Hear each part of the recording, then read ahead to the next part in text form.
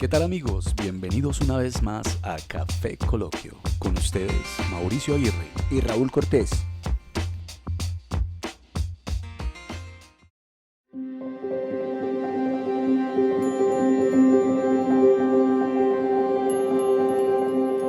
Para proteger sus creaciones, los dioses hicieron a los animales de las montañas, como ciervos, pumas o serpientes que protegieran la tierra.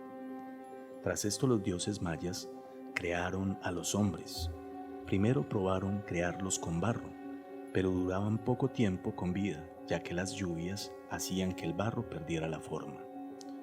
Tras ello probaron fabricarlos con madera, pero no tenían memoria y olvidaban a los dioses, así que si no eran sus fieles, era mejor que no existieran. Los dioses trajeron entonces un gran diluvio y acabaron con ellos. Finalmente, los dioses crearon hombres mediante el maíz para que fueran perfectos, ya que de esta forma no tenían facilidad de morir, podían pensar y además recordaban a los dioses por los que les rendían tributo. ¿Qué tal, Raúl? Bienvenido. Nos encontramos después de una pausa larguita. ¿Qué tal, Mauricio? Hombre, sí, pero aquí estamos nuevamente para seguir con estos temas que son de mucho interés, hombre. Claro que sí, Servimos un café. claro que sí. Bueno, Raúl, como siempre, nos convoca un tema y en este caso que nos llama mucho la atención a ambos. Hoy vamos a hablar acerca de los enigmas y misterios de la Biblia. Tema muy amplio de verdad y bueno, tenemos algunas cositas por ahí para compartir con nuestros oyentes.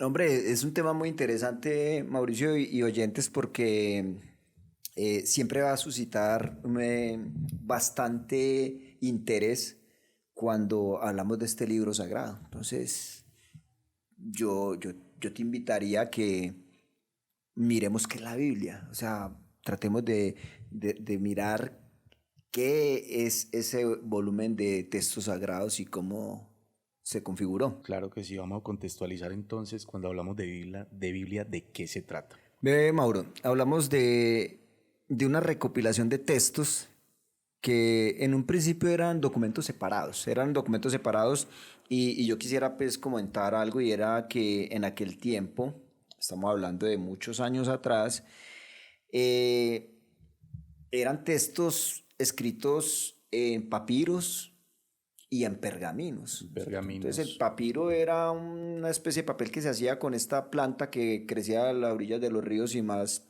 comúnmente pues a orillas del río Nilo. como unos juncos, ¿cierto? Sí, y ahí empezaron a hacer lo que se llama papiro, que era una especie de papel pues muy rudimentario. Y también más adelante pues ya hablaríamos de pergaminos, que eran hechos con piel de animal, más precisamente becerros. Me genera una duda qué sería primero, si el pergamino o el papiro. Sin embargo, tenemos referencias modernas de hallazgos muy importantes y esos hallazgos han sido en pergamino. Claro. Tal vez por ser cuero. En este caso, cuando hablamos de pergamino, hablamos de cuero, ¿cierto? Claro, de cueros, de animales, que eran tratados, curtidos y allí pues se escribía. Ok. Entonces, bueno, ¿qué es la Biblia, hombre? La Biblia significa o viene más bien de recopilación de libros. Y como te decía, como les contaba, era una serie de documentos separados, ¿no es cierto? Escritos inicialmente en hebreo, en arameo y en griego. Durante un periodo pues muy dilatado, ¿no es cierto? Y después de mucho tiempo se fue formando algo que llamó la Tanaj o la Torá. Y de allí de la Torá nace la Septuaginta, que es como el Antiguo Testamento para los cristianos, para los judíos es la Torá, y luego más adelante se fue configurando lo que conocemos como el Nuevo Testamento. Pero ¿cómo empezó eso? Una recopilación de textos que fueron reuniendo en el pueblo de Israel toda esta cultura y fue reuniendo estos textos y se fue formando lo que es la Biblia, que es como una especie de biblioteca, una recopilación de textos, de libros. Incluso textos que varían mucho en el tiempo, no fueron escritos todos al mismo tiempo, incluso No, con no. muchos años de De diferencia. diferencia en diferentes lugares. Estamos hablando pues de toda esta parte de Palestina, estamos hablando inclusive de Mesopotamia, estamos hablando en varios momentos que se fue configurando esta colección de textos y en varias situaciones por las cuales pasó el pueblo de Israel. Hay varias referencias, Raúl, que debemos tener en cuenta cuando hablamos acerca de la conformación de la Biblia. Eh, Ahorita antes de grabar hablábamos de esos 400 años de silencio que hubo entre el Antiguo y el Nuevo Testamento y también cómo se va conformando y se van generando algunas denominaciones. Por ejemplo, podemos hablar del Pentateuco, que son los primeros 5 textos eh, con una relevancia muy importante. Pero también es interesante tener en cuenta que hablamos de una Biblia que utiliza el catolicismo como tal, pero también otra que utiliza el protestantismo, y hay diferencia en 2 libros. Una contiene más textos que la otra. Pero bueno, venga, vamos por partes. Tú tocaste varios temas, estaba hablando acerca de un tiempo que se da entre un testamento y otro. Estamos hablando de que esta recopilación de libros pues se llamó Biblia, pero antes de llegar a donde tú estás mencionando pues ese momento tan específico de la configuración de la Biblia como un texto, es que para ir yendo de manera cronológica, en el año del 393 después de Cristo, pues hubo un concilio en Hipona. Ese concilio se hizo con el fin de decidir cuál iba a ser el canon de la Biblia. Canon viene de caña, que quiere decir medida, ¿no es cierto? Entonces, en ese concilio de Hipona del año 393, pues estos eruditos y el papa llamado Dámaso I, pues se reunieron y llegaron a un acuerdo de cuál iba a ser ese texto sagrado, cuáles libros iban a conformar esa primera Biblia. Entonces, ahí vamos avanzando. Ese texto, esos textos que escogieron y que llamaron pues Biblia, fue como la primera que llamó el Códice Sinaítico, que fue una colección de manuscritos que va desde el siglo IV antes de Cristo, escrito en griego antiguo y que contiene también gran parte del Antiguo Testamento y también del Nuevo completo. Entonces se reúnen y dan, digamos, como las pautas para escoger los textos que iban a conformar toda esta colección de libros llamada Biblia. Entonces estamos hablando de ese primer texto, y hay que tener en cuenta algo, Mauro, que hablabas ahora, y es que los libros de la Biblia fueron escritos en diferentes épocas por diferentes autores en un periodo aproximado de 1500 años. Entonces ahí ya entra lo que tú estás diciendo. Hubo una época que se llamó la época intertestamentaria, o sea que está entre los 2 testamentos, entre el Antiguo Testamento y el Nuevo Testamento. De esos 400 años se supone que fue de silencio. Se conoce como 400 años de silencio. Sí, que no hubo voces de profetas, libros de profetas, ni reyes, ni ningún otro tipo de manifestación de escritos, digámoslo, divinos, donde Dios se manifestaba a los hombres, sino que hubo unos 400 años. De alguna manera, una especie de vacaciones tuvo Dios en ese periodo entonces, ¿no? Aparentemente. Entonces, vemos cómo se fue configurando. Tú hablabas también de versiones, hay muchas versiones. Bueno, hay una versión que podríamos decir, o versiones que manejan los católicos y otras que tienen los cristianos evangélicos o protestantes. Correcto. Entonces tú hablabas de una versión protestante de 39 libros y otra de 66, ¿cierto? La Biblia, la traducción de la Biblia católica tiene 73 libros, que son 46 del Antiguo Testamento y 27 del Nuevo. A diferencia de la Biblia o de la traducción de la Biblia protestante, que tiene 39 libros en el Antiguo Testamento y 27 igual que la católica en el Nuevo. Hay una diferencia de 7 textos entre una y Sí, la otra. hay unos libros que para algunos eruditos no eran inspirados por Dios, entonces son llamados apócrifos, ¿no es cierto? E inclusive también deuterocanónicos, que quiere decir del otro canon. Entonces, así fue que configuró. Y bueno, estamos hablando de cómo se fue dando esa construcción de la Biblia, pero dentro de la misma Biblia existen muchas traducciones. Entonces está la Reina Valera, la Nácar Colunga, la Biblia de Jerusalén, la Pesita, está la Biblia del Oso, está la Biblia de las Américas y hay una cantidad de traducciones bastante amplia. Así es. Cuando tú hablas de los libros apócrifos, sácame de esta duda. Para el catolicismo existen también algunos libros apócrifos que no hacen parte del Sí, canon. claro que sí. No necesariamente diríamos que los libros apócrifos son los que no acepta la Biblia protestante, que son en este caso 7 que no hacen parte del canon, sino que también hay otros que Sí, claro, y también tanto para la Iglesia Católica como para la Iglesia Protestante, y son, por ejemplo, los libros de Enoch, son, por ejemplo, los libros del Evangelio de Judas o el Evangelio de Tomás. Entonces, mira que sí, sí hay para los católicos unos libros que son también apócrifos, que no tienen, digámoslo, esa aprobación del canon inicial de las Escrituras. incluso para ir más allá dicen que no tienen inspiración divina. Y es que ahí nos adentramos en un tema bien interesante. Claro, porque es que, ¿cuál es la inspiración divina? O sea, te estamos hablando contextualizando, de un texto o de una serie de libros sagrados que se fueron configurando en este sector o en este lado o en esta región del mundo, ¿no es cierto? Como estamos hablando de la tierra de Palestina y hablamos también de toda esa franja grande pues que representa esta cultura de Mesopotamia, ¿sí? Que hablamos de toda esta región del mundo donde se fueron dando este tipo de literatura. Pero mira que tú empezabas leyendo Un fragmento un de... fragmento de creación de los mayas, antes de que llegara aquí los españoles con el catolicismo. Mira qué interesante cómo aparece un diluvio en ese fragmento. Diluvio, aparecen unos dioses que crean, aparecen unos seres humanos hechos también por esos Y también unos dioses. dioses, unos seres humanos creados inicialmente de barro también. Claro, es una manera y es una cosmovisión que teníamos nosotros antes de tener la de la Biblia. Pero entonces estamos hablando ahora de este texto sagrado que por ser nosotros de origen judeocristiano en cuanto a nuestra, digamos, religión Nuestra predominante, formación. nuestra formación y crecimos en esto, tanto católicos como protestantes, tenemos la Biblia como un libro de referencia, como un libro que narra de alguna manera la intervención de Dios. Pero entonces ahí es interesante cómo el mismo hombre determina cuáles textos son inspirados por Dios y cuáles no.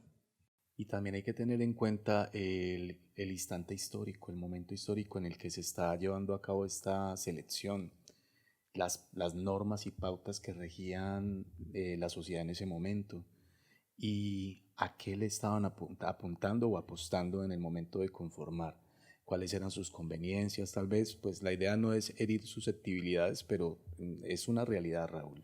No, y es acercarnos a este texto de una manera crítica, obviamente teniendo en cuenta ciertos parámetros, pero sí, sí es importante reflexionar en torno a estos libros que les empezó a dar esa aura de divino, ¿cierto? Porque es que hay algo muy importante en la Biblia y es que tú vas a encontrar en muchos libros relatos que son de otras culturas que eran tenidas por los israelitas y por los judíos como paganos. Empecemos, por ejemplo, por un personaje que es muy importante, Abraham. Abraham, que después pasó a llamarse Abraham. ¿De dónde era Que en Abraham? este caso hablamos de el Padre como tal, De la fe. el Padre de la fe, es correcto. Y Abraham era de Caldea. Era de Ur de los Caldeos. Si tú miras Ur de los Caldeos, ¿dónde está ubicada? Está ubicada en la Mesopotamia. Y si tú miras dónde estaría ubicada hoy en día Ur de los Caldeos, está a 24 kilómetros de Irak. Entonces Abraham era de Sumeria y era de un pueblo que, digámoslo, dentro de la cultura judía, donde se desarrolla toda esta fuerza que toma este libro sagrado que es llamado la Biblia, pues mira que es una persona que es digámoslo, pagana o que no era del pueblo inicialmente de No, pues, Israel. finalmente en realidad es eso, era pagano, Pero, iniciando. pero ahí hay que hacer una salvedad y el hecho de que sea pagano no quiere decir que no creyera en Dios, Es que son correcto, cosas sí, distintas. es Pero correcto. entonces estamos hablando de ya un personaje bastante emblemático que resulta y sucede que era de Ur de los Caldeos, de Mesopotamia, de Sumeria, y te acuerdas que en otros capítulos que hemos hablado de ángeles, de demonios y una serie de asuntos muy interesantes que tienen que ver con la cultura y con ese desarrollo de diferentes cosmovisiones del mundo, pues mira que este personaje tan importante como Abraham era de Ur de los Caldeos, de Sumeria, de Irán. Y algo para tener en cuenta, Raúl, y que tengan en cuenta nuestros oyentes, es que esa región era una región que tenía unos avances matemáticos y astronómicos muy Es interesantes. que ya lo hemos hablado y hemos tocado que es la cuna de la Así civilización. es. Claro, matemáticos, eran unos adelantados en astronomía, eran unas personas, y era más bien una cultura muy rica en todo ese desarrollo, yo diría que científico para la época, porque ¿te acuerdas que hablábamos que ellos también desarrollaron el primer código de manejo y de código, digámoslo, como de tipo civil, que era el código de Hammurabi, Así es, sí. que dictaminaba ciertas normas y pautas para vos vivir en sociedad? Entonces mira que estamos hablando de una cultura bastante avanzada.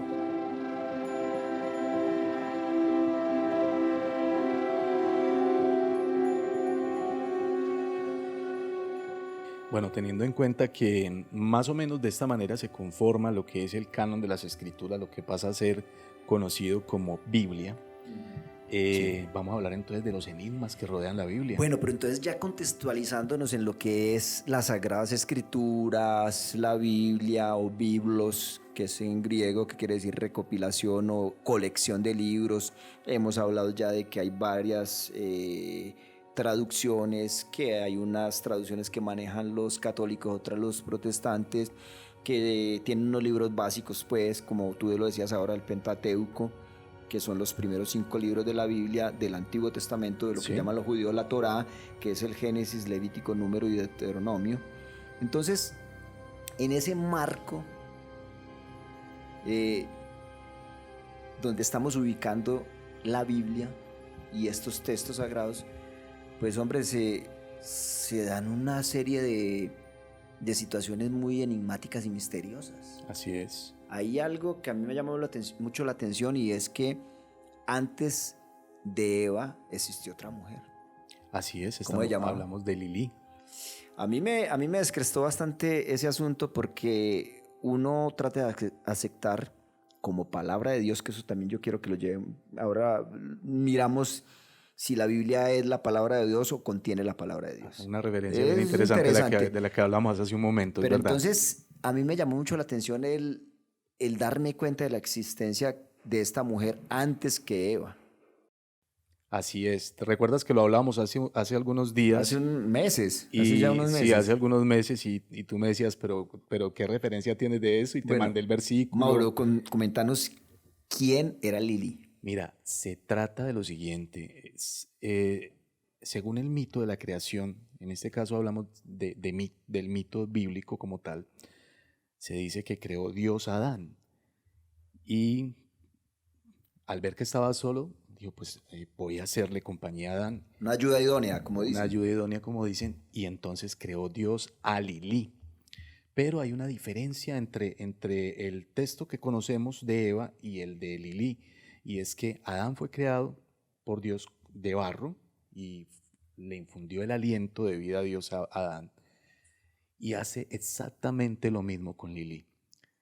Agarra barro, moldea a Lili, A Lili. perdón, y infunde aliento en Eva. En Lili. En Lili. Ujú. Resulta que los hizo exactamente igual, de la misma manera, sin ninguna diferencia. O sea, los hizo de una manera simétrica, a la misma medida, al mismo nivel. Es correcto.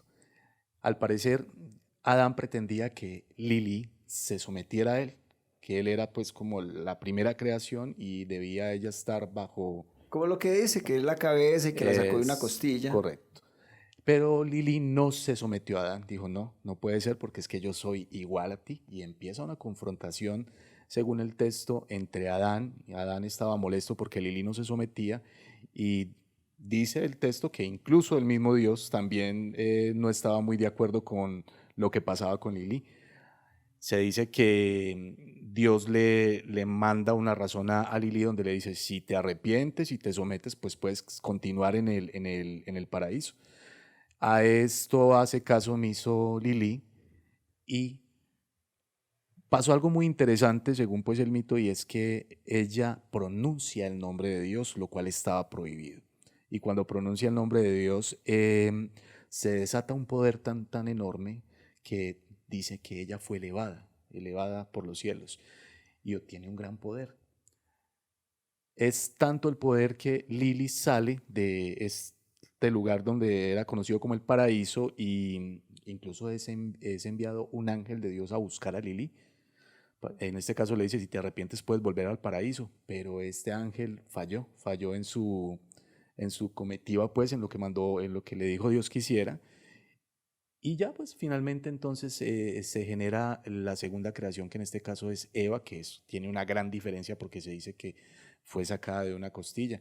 Pero Lili pasa a ser un ser oscuro, lo transforman en un ser oscuro y eso a mí me da mucho que pensar. Y a mí me llamó mucho la atención cuando me di cuenta de la existencia de este personaje porque muchas veces se trata de aceptar solamente lo que dice la Biblia, pero a los que leen la Biblia, de hecho, habla de Lili. Y yo me puse a investigar cuando me hablaste del tema y encontré que en Isaías capítulo 34, versículo 14, habla de Lili. Dice lo siguiente, esto es de la versión vulgata latina, vulgata, y el Anácar Colunga creo que también está porque en la Reina Valera no tiene esta traducción y dice, los gatos salvajes se juntarán con hienas y un sátiro llamará al otro, también allí reposará Lili y en él encontrará descanso. Lili, primera mujer antes que Eva, pero resulta que no se sometió a ese patriarcado y fue tenida como una mujer rebelde. Creo que es una figura para muchos sectores del feminismo. Así es, y finalmente es relegada a una figura oscura. De hecho, se le tilda como un demonio. Se le tilda como un demonio y está muy vinculada con lo que es el erotismo y el deseo sexual Pero desenfrenado. es desenfrenado y bajo y oscuro. Y cuando hablamos de los sátiros, pues también hace referencia, lo que vendría siendo la versión masculina de ninfómana, vienen siendo los sátiros, según algo que leí por Me ahí. llama mucho la atención eso y es un enigma que tenemos ahí. No, es un enigma, yo creo que es más bien un misterio. Es un Es un misterio, misterio, Lili. Entonces ahí los invitamos para que investiguen y eso es lo que nosotros hacemos también acá, como incentivar. Entonces, para que usted sepa, queridos oyentes, que antes de Eva existió Lili. Así es. Interesante. Bueno, Mauro, eso es un misterio, pero yo tengo otro misterio para que toquemos también aquí que es muy interesante, es el arca del pacto, el arca de la alianza. Bien interesante. Un artefacto, se podría decir, ¿cierto? Que ha sido motivo de leyendas, de búsquedas, de Películas. películas, misterio total. Y hay unas cosas que llaman mucho la atención del arca, unas cosas Bueno, tremendamente pero Mauro, interesantes. pero miremos, vamos a describir el arca. ¿Qué era el arca? ¿Qué era el arca del pacto? Describámosla físicamente, Bueno, se dice que era una especie de recipiente, como una como, especie de como, baúl, como digámoslo un así. baúl o caja, Sí, una caja. Madera, en una madera fina, forrada en oro. forrada en oro, y también se dice que en la parte superior, en la tapa, tenía dos ángeles, Dos querubines. querubines, dos esfinges o querubines. ¿Y qué se dice que había dentro del arca del No, se pacto? habla de que estaba la vara de Aarón, Y las tablas las tablas de la de la ley. y había algo más, había una tercera cosa. No sé si era maná o algo así, pero bueno. Bueno, lo interesante es que la vara de Aarón al parecer no se secaba, permanecía Reverdecida. reverdecida. Bueno, ahí el asunto es que se habla de este cofre Así es. poderoso. Se habla de este cofre que Dios prometió. Le dio primero que todas las medidas a Moisés para que la construyera. Bueno, y lo más importante, dentro del arca estaba la presencia de Dios. Pues sí, claro. Te decía, Dios le da las medidas y el diseño a Moisés. Él lo lleva a cabo y él promete que en esa arca, en ese cofre, va a estar la presencia de él. O sea, a mí me llama mucho la atención porque pues en el libro de Samuel, creo que en el primero de Samuel donde se habla del arca, hay un asunto y es que esa arca la tuvieron los filisteos, ¿no es cierto? La raptaron. Y hay un relato que a mí me llama mucho la atención, es que cuando la llevaban los sumos sacerdotes, porque eran los que la llevaban en los hombros, ¿cierto? Pero se dice que, según el texto, se dice que no es que la cargaran, sino que la guiaban, porque el arca levitaba. Bueno, eso es otro dato, pero tengo yo entendido que ahí en el texto bíblico la llevaban y pasando un cierto sector, un cierto terreno como irregular, trató de ladearse y alguien que iba ahí como, pero que no era no pertenecía a la tribu de los sacerdotes, de los levitas, trata de poner la mano para que no se caiga y dice el relato bíblico que él muere ahí fulminantemente. El Fulminantemente, poder así es. que se manifestaba en este cofre, en esta caja, en esta arca. Mira que el arca nos genera tanta inquietud y curiosidad porque lo que tú acabas de narrar efectivamente está en un versículo bíblico, tú lo acabas de decir.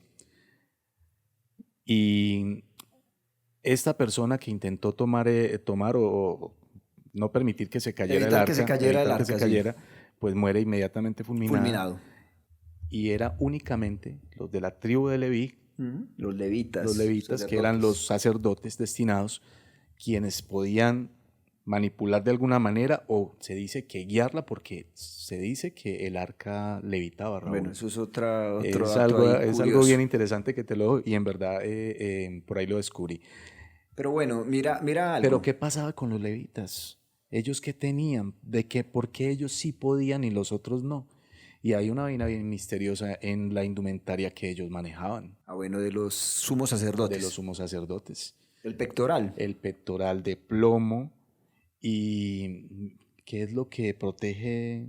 ¿De qué nos protege el plomo? Una De capa de plomo. radiación. De Pero radiación. bueno, yo no sé si fuera plomo, pero de todas formas está hablando de una protección, de un pectoral, de las 12 piedras allí, que ahora más adelante vamos a ver otro tema Y que aparte de eso es muy se interesante. vincula el arca de alguna manera como un arma poderosísima. Pero es que mira Porque que... para todas las batallas era necesario llevar el arca. Sí, claro. Y de hecho, esto trascendió tanto que los nazis en la Segunda Guerra Mundial o antes de la Segunda Guerra Mundial ellos estuvieron buscando el Arca del Pacto. De hecho, eso quedó, digámoslo, como plasmado en una película como Indiana Jones Es en busca correcto. Así del es. Arca perdida, ¿no es cierto? Muy buena, por cierto. Sí, entonces mira que ahí se habla de eso, pero me llamó mucho la atención porque es que hay unos estudios de un...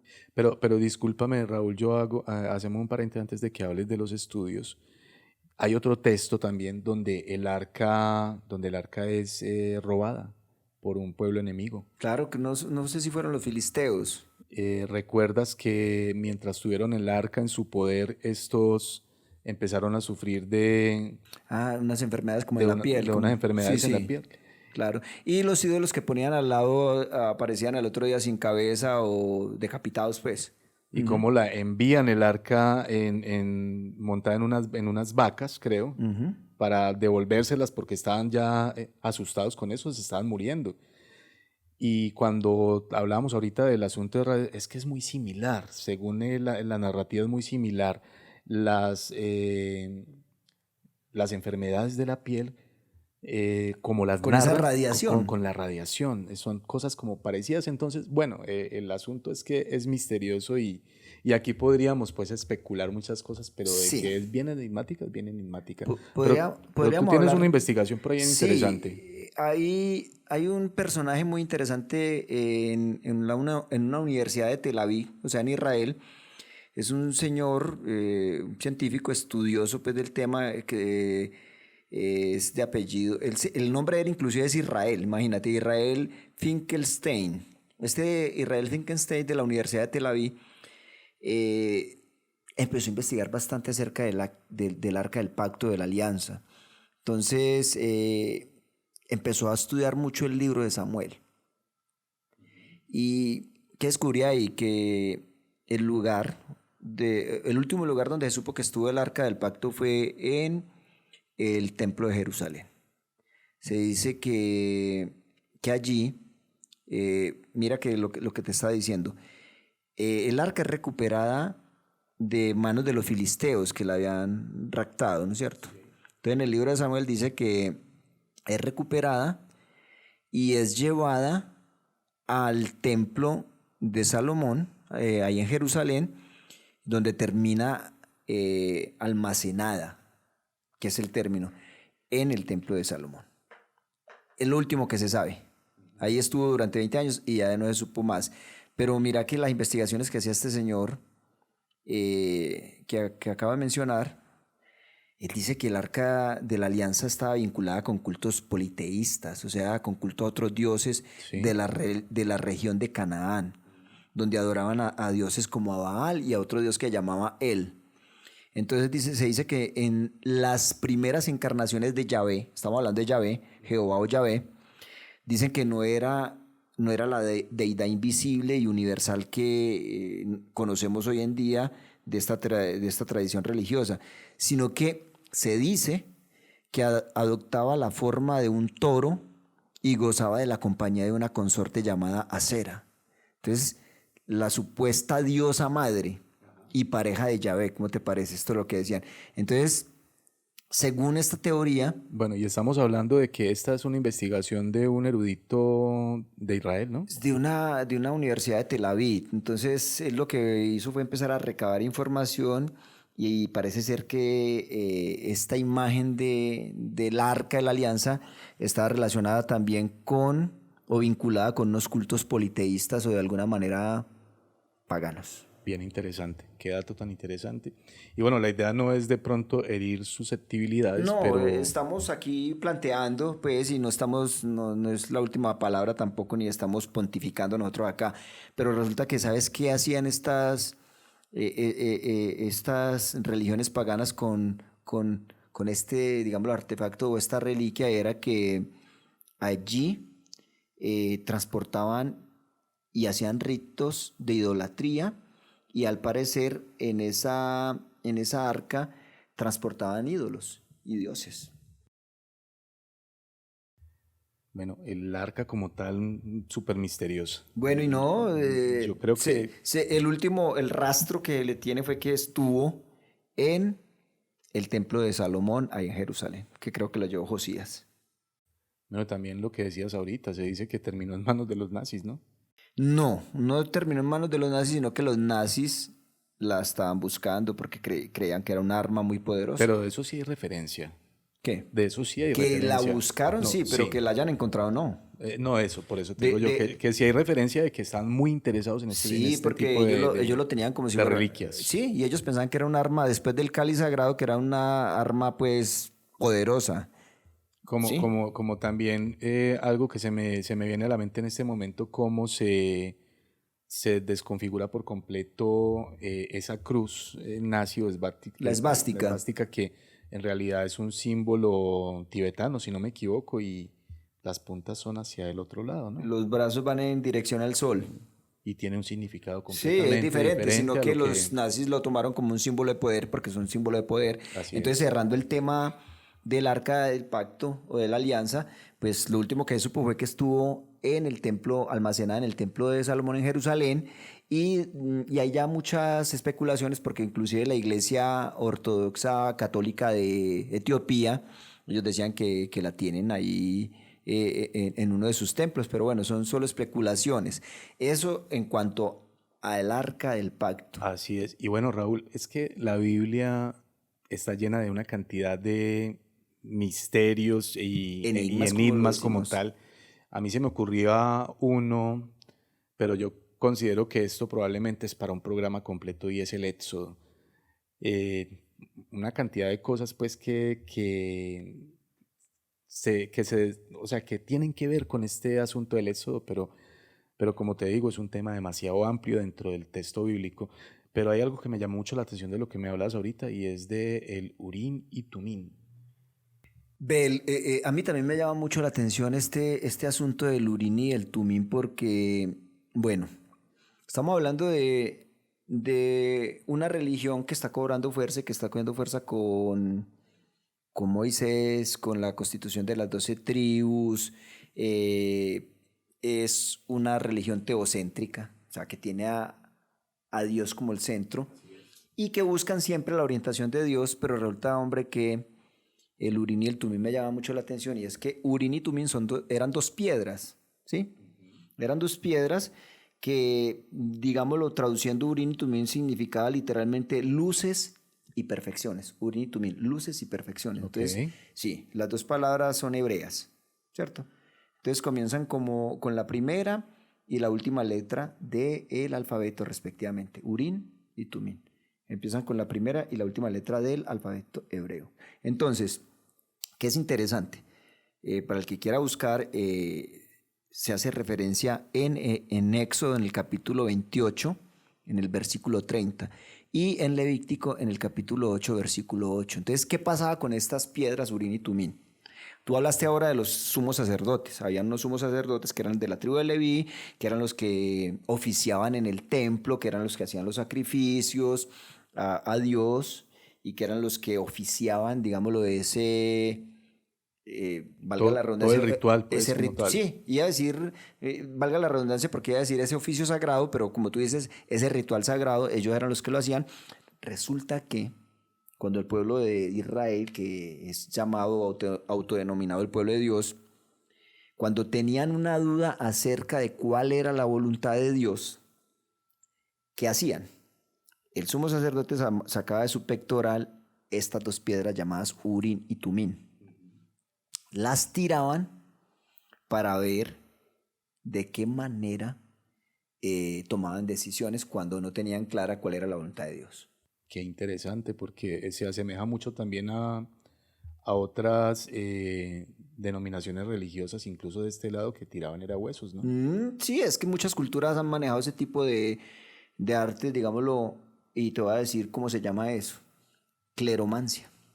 De alguna manera, Cleromancia. si no tengo plena seguridad, como entonces un caricellazo, tiremos una moneda. Algo parecido, pero en este caso era la evidencia en general y la cleromancia en particular. O sea, se dice que la mayoría de estudiosos sostienen que la frase se refiere a objetos utilizados para discernir la voluntad de Dios. Entonces estas dos piedras eran, cuando no tenían claridad en cuál era la voluntad de Dios, pues tiraron estas dos piedras para poder discernir por dónde cogemos, qué hacemos. Urín y Tumín. Y si no estoy mal, Mauro, de ahí viene la cábala La cábala judía. judía o hebrea, sí. Tema pues ahí como bastante enigmático y misterioso. Así es. Bueno, Raúl, hay un personaje bíblico que yo considero que es increíblemente enigmático, Misterioso. misterioso. Estamos hablando de Melquisedec. Es un personaje que no sabemos de dónde viene, para dónde va, en qué momento salió, Sí, es bien interesante el quién personaje. era, qué hacía. Hay unas referencias por ahí, pero es sin duda demasiado enigmático e inclusive nombrado por el mismo Jesús. Sí. Bueno, la primera vez que en los textos bíblicos se nombra a Melquisedec es en Génesis capítulo 14, el versículo 18. Entonces, según dice ese relato bíblico, este señor Melquisedec es rey y sacerdote. Resulta que es el rey de Salem, que más adelante dicen algunos estudiosos, Salem se configuró, se convirtió en Jerusalén. De ahí viene entonces. Ajá. Entonces, dice que este señor misterioso Melquisedec sale a recibir por primera vez, se habla de diezmos a Abraham. Entonces dice que él sale, que se identifica como un sacerdote del Dios Altísimo, sacó pan y vino y bendijo diciendo lo siguiente, o sea, él dice, bendito sea Abraham del Dios Altísimo, creador de los cielos y la tierra, y bendito sea el Dios Altísimo. O sea, este señor sale y bendice a Abraham y sale y bendice también a Dios. O sea, ¿quién es? ¿Quién es este personaje? Y entonces se habla de que Abraham le dio los diezmos de todo a este señor. Entonces, este señor se habla más adelante en el libro de Hebreos y se dice que no tenía padre ni madre. O sea que no hay linaje. no se sabe de dónde viene, pero sí habla por allá de Jesús y lo compara y dice que según el orden de Melquisedec, que es sacerdote. Entonces este señor aparece, irrumpe en el Antiguo Testamento, en el libro de Génesis, como rey y sacerdote que bendice a Dios y que bendice a Abraham y que recibe los diezmos y que no tiene padre ni madre, ni ningún, no se sabe dónde surgió, dónde nació. Pero hay un asunto, Mauro. Hay un tema muy interesante y es que hay unos manuscritos que encontraron en las cuevas del Qumran. Cuevas del Qumran, unas cuevas que están ahí en ese sector y encontraron en el sector llamado, perdón, Qumran, y en esas cuevas encontraron muchos textos antiguos y entre esos textos que encontraron en el Qumran aparece un fragmento referido a este personaje, a Melquisedec. Sí, y mira que se dice pues que esto fue copiado alrededor de la mitad del siglo I antes de Cristo. Y el texto documenta que el mito de Melquisedec ya estaba vivo mucho más antes de lo que podíamos pensar, o sea, antes de inclusive esa referencia en el Génesis. Se dice que Melquisedec no es ni Dios ni una hipótesis divina. Sí es ciertamente un personaje celeste y excelso. Imagínate que según estos textos que encontraron en estas cuevas del Qumran, dicen que el texto atribuye el dominio sobre los ejércitos celestes. Él, o sea, Melquisedec, él es el jefe de todos los ángeles y de todos los hijos de Dios.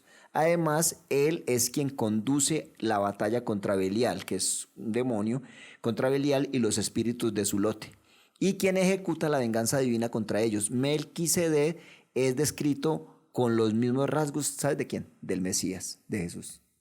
Estos textos que encontraron ahí en las cuevas del Qumran. Entonces, mira, personaje misterioso, porque misterioso es que total. de dónde va, para dónde viene, quién es, no tiene papá, no tiene mamá, es un personaje totalmente... Pero también por ahí hablan que era el hijo de Enoch, ¿no?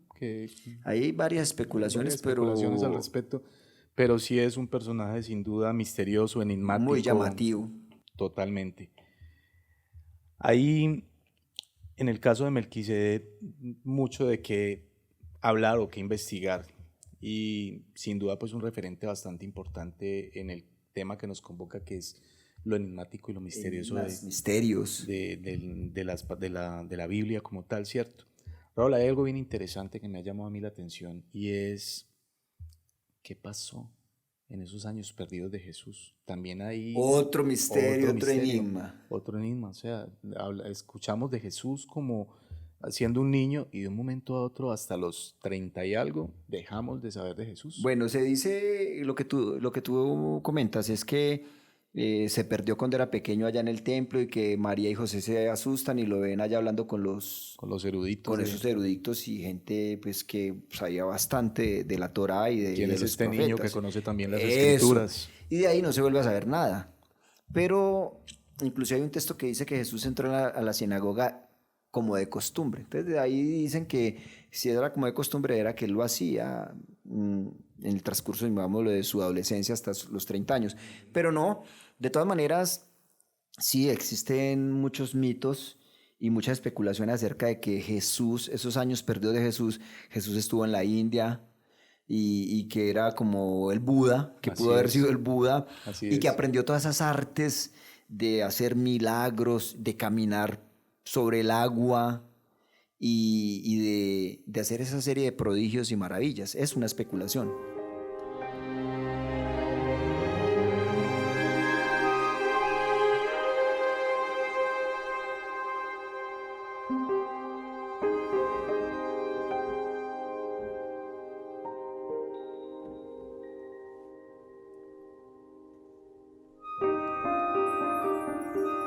Esa especulación sí, se dice que eso ocurrió durante esos años, pues que no sabemos qué pasó con Jesús. Y sí, efectivamente se dice que viajó por la India, que tuvo un viaje, una caminada, una peregrinación importante. Incluso hay quienes dicen que estuvo en China o en Japón. Pues las especulaciones son enormes como tal, ¿cierto? Pero podríamos decir que en el tema que estamos hablando, que son enigmas y misterios, pues podría ser un enigma esos años de Jesús que no aparecen registrados en la Incluso escritura. sabes también qué más se dice de la figura de Jesús. Se dice que tenía un hermano gemelo. se habla de un hermano gemelo. Y el más conocido y el menos conocido, pues y en este caso, pues el más conocido, en este caso pasa a ser el Jesús que nosotros conocemos, ¿cierto?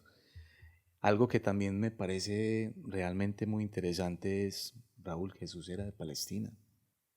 Claro. Hay una guerra muy tremenda entre judíos y palestinos y mira, yo creo, pues hablábamos al respecto y Claro, Jesús claro, es de porque Palestina, se ¿no? dice que nació en Belén, de Palestina.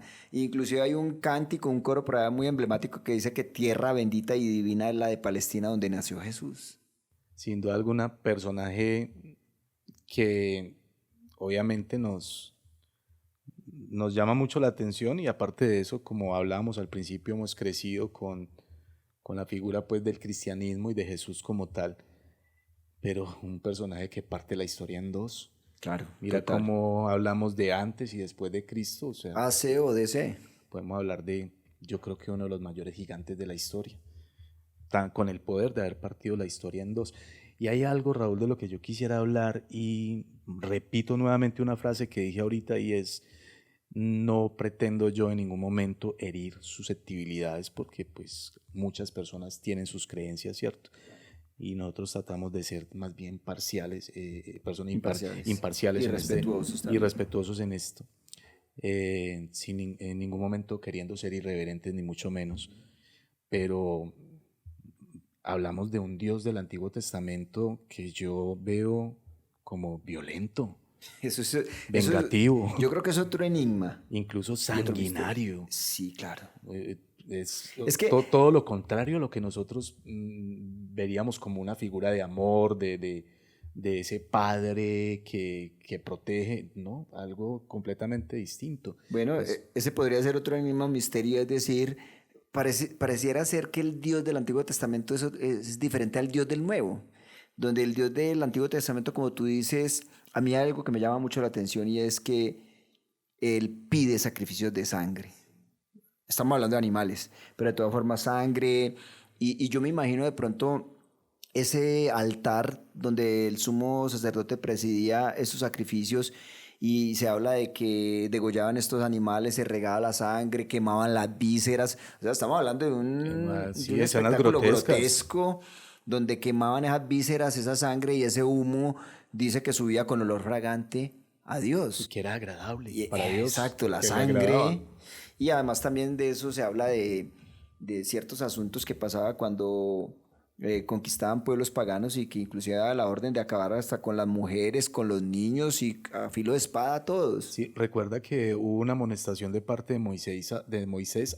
a Josué cuando ingresan a una de estas ciudades y él incluso se trae unos No, no, animales. pero no está, no Josué, es Saúl.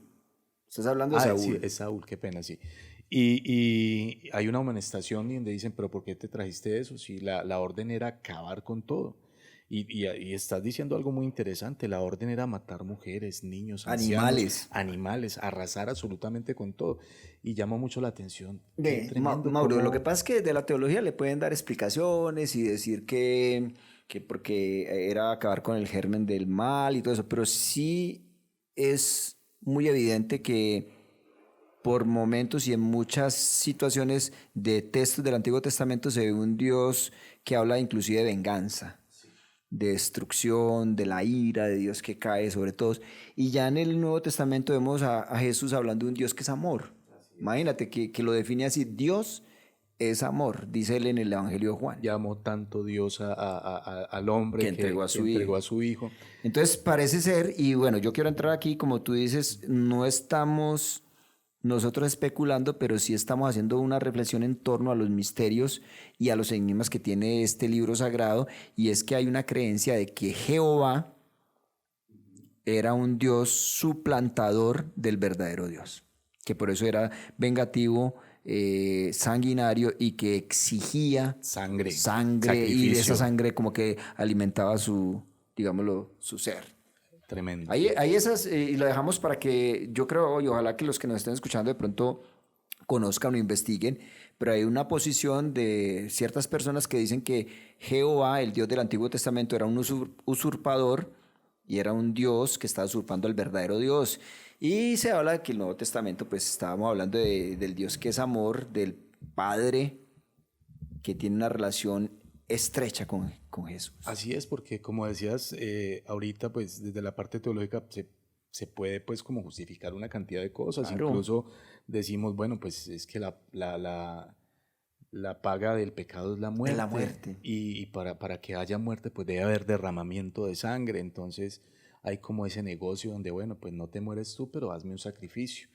Y si mal no estoy, en el momento del sacrificio, aquella persona que entregaba su mejor animal, colocaba la mano sobre la cabeza de este animal mientras este estaba siendo degollado, y este animal era el que asumía el error o los pecados de esta persona como tal. Y ahí es donde viene el cordero inmolado. Sí, pero bueno, ese es un tema que estamos tocando acerca de otro, digamos, otro enigma, otro misterio, porque la sangre va a apaciguar la ira de Dios y por qué le gusta la sangre.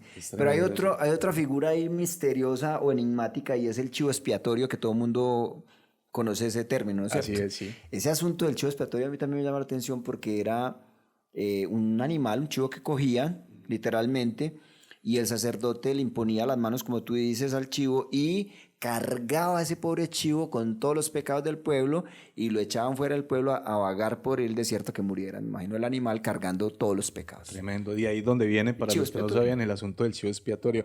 Bueno, se nos va acabando el tiempo, Raúl. Sin embargo, algo que quisiera comentarte así rápidamente antes de terminar, porque también quisiéramos saludar a algunos. Sí, claro, ¿no? Amigos que nos están escuchando. Imagínate tú, dentro de todos los misterios, enigmas bíblicos, otra cosa bien interesante que ocurre en la Biblia, y es la práctica del incesto. Claro, en algunas ocasiones aprobada. ¿Aprobada? Aprobada dependiendo pues de la conveniencia o y de ciertas circunstancias, claro. Las circunstancias. Es que, ve Mauro, ya nos está acabando el tiempo, pero es muy interesante ver la Biblia, obviamente con todo respeto y con el respeto que le tienen muchas personas que nos están escuchando, personas cristianas o evangélicas o católicas. Obviamente, como tú dices, no es herir susceptibilidades, pero sí reflexionar en torno a estos textos, y hay que ver que estos hay figuras también paganas en el libro de Job, que parece ser que es más viejo que el libro de Génesis, y la gente de pronto se confunde porque como la Biblia empieza con el Génesis, entonces piensa que el Génesis es el libro más viejo, pero al parecer es el libro de Job. En el libro de Job vos ves una serie de ilustraciones e imágenes paganas, se habla de Leviatán, se habla de una cantidad de cosas y de creencias que eran paganas. Incluso se habla del dragón en un caso. En unos casos se habla del dragón, en unos casos se habla de la fiera del león como tal, representando lo bueno, y en otro caso representando lo malo, en fin. No, y hay situaciones muy interesantes, por ejemplo, como lo siguiente, y yo quiero que ya pues vayamos cerrando porque nos alargamos mucho, y es que hay otro enigma. Yo no sé si, cómo lo ves tú, si es enigma o misterio, que David censa al pueblo. En un texto dice que David censó al pueblo, que porque Dios le dijo, y en otro texto dice que el diablo puso en el corazón de David hacer el censo. Entonces mira que por eso es que pegan algunas personas y dicen que el Dios del Antiguo Testamento de Jehová era un usurpador. Obviamente con todo respeto lo estamos haciendo, estamos reflexionando en torno a esto, estamos mirando los enigmas, estamos mirando los misterios y situaciones bien interesantes en estos textos. Reflexionemos lo siguiente, y es... Para ir terminando. Tú decías algo muy interesante ahorita y ¿es la Biblia la palabra de Dios? ¿O contiene la palabra de Dios? ¿Tú qué crees? Mira, ese tema es muy álgida, lo que uno diga, porque mucha gente va a estar de acuerdo y otros no. Pero yo digo que la Biblia es un texto que fue escrito por hombres, por seres humanos en diferentes épocas, en diferentes pueblos, en diferentes circunstancias, y como tal puede tener errores. ¿En qué sentido? En el libro de Job tú ves, por ejemplo, los amigos culpándolo a él de que hizo mal y él no hizo mal. Tú ves que Dios permite que el diablo o el acusador le haga una cantidad de cosas a él, Dios conociendo que él era bueno, ¿no es cierto? Entonces, hay cosas que están sujetas como a la reflexión. ¿Qué diría yo? Que la Biblia tiene un mensaje que hay que entenderlo como un mensaje espiritual de poderse uno acercar a la divinidad, a ese ser, al universo, ¿no es cierto? A ese ser supremo, pero que todo con comas y con letras es la palabra de Dios es cuestionable. Yo creo que sí, y en eso estamos completamente de acuerdo. No daré mi opinión porque creo que coincide perfectamente con la tuya. Y bueno, quisiera entonces dar un saludito a algunos de nuestros oyentes que nos extrañaban. Un saludo muy especial para Sergio Vélez en Medellín. César Qué Vélez. pena, César Vélez en Medellín, quien acostumbra a escucharnos todos los domingos. En la noche. En la noche. Entonces un saludo muy especial para César. Aquí le estamos generando contenido para que continúe con esa rutina que tenía. Tertuliando con nosotros. Así es. También un saludo muy especial para Ruby Gallego en Miami. Hay una chica... Carolina Chavarriaga. Carolina Chavarriaga. Acá en el municipio de Caldas, que también nos escucha. En el municipio de Caldas. Juliana también en Campo aquí en Medellín, en Campo Valdés. Y Edwin Uribe en Canadá. Pero también está Cristina, ¿cómo es? Cristín Xiomar. Cristín Xiomar en el municipio de Bello. Sí, también un saludo muy especial para Cristín y un saludo muy especial para Edwin en Canadá. Lo recordamos mucho desde acá. Y bueno, amigos, aquí llegamos al final entonces de este episodio, que son los enigmas bíblicos. Raúl, nos escuchamos entonces en una próxima tertulia. Por supuesto, hombre. Hasta pronto.